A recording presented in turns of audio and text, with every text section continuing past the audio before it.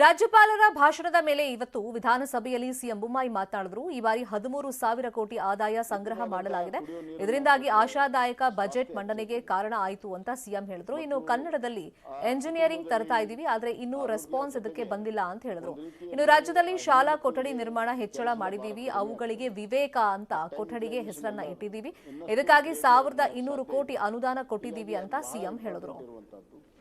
ಅದನ್ನ ಮಿಷನ್ ಮೋಡಲ್ಲಿ ತೆಗೆದುಕೊಂಡು ನಾವು ಮಾಡ್ತಾ ಇದ್ದೇವೆ. ಇನ್ನು ಮುಂದಿನ ವರ್ಷ 25 ಲಕ್ಷ ಟ್ಯಾಪ್ಗಳಿಗೆ ಮನೆಗಳಿಗೆ ಕುಡಿಯುವ ನೀರನ್ನು ಒದಗಿಸೋದಕ್ಕೆ ಈಗಾಗಲೇ ಎಲ್ಲ ಯೋಜನೆಗಳನ್ನು ಅನುಮೋದನೆ ಮಾಡಿದ್ದೇವೆ. ಇನ್ನು ಕೆಲವು ಯೋಜನೆಗಳು ಅವು ಕೂಡ ಅನುಮೋದನೆಯನ್ನು ನಾವು ಮಾಡ್ತೇವೆ ಅನ್ನುವಂಥ ಮಾತನ್ನು ಹೇಳ್ತೇನೆ. ಇದಕ್ಕೆ ವಿಶೇಷವಾಗಿ ಬಜೆಟಲ್ಲಿ ಪ್ರಾವಿಷನನ್ನು ಮಾಡಿದ್ದೇವೆ.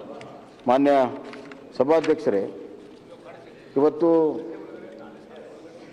ಪರಿಶಿಷ್ಟ ಜಾತಿ ಪರಿಶಿಷ್ಟ ಪಂಗಡದ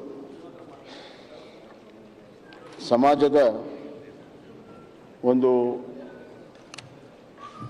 ಏಳಿಗೆ ಆಗಬೇಕು, ಮುಖ್ಯವಾಹಿನಿ ಅವರು ಕೂಡ ಬರಬೇಕನ್ನುವಂಥದ್ದು ಎಲ್ಲರೂ ಕೂಡ ಚಿಂತನೆ ಇದೆ.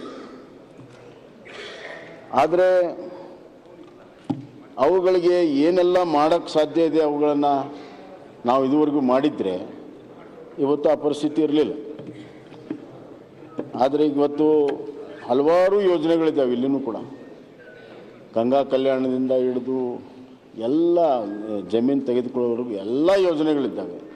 ಆದರೆ ಅದನ್ನು ಪರಿಣಾಮಕಾರಿಯಾಗಿ ಮುಟ್ಟಿಸುವಂಥ ಕೆಲಸ ಇಲ್ಲ. ಮತ್ತು ಇನ್ನು ಕೆಲವು ಯೋಜನೆಗಳು ಆ ಜನಾಂಗಕ್ಕೆ ಉಪಯುಕ್ತ ಇದೆಯೋ ಇಲ್ಲೋ ಅನ್ನುವಂಥ ಯೋಚನೆ ಇಲ್ಲದೇ ನಾವೇ ಯೋಜನೆಗಳನ್ನು ಮಾಡ್ತಾ ಇರ್ತೇವೆ.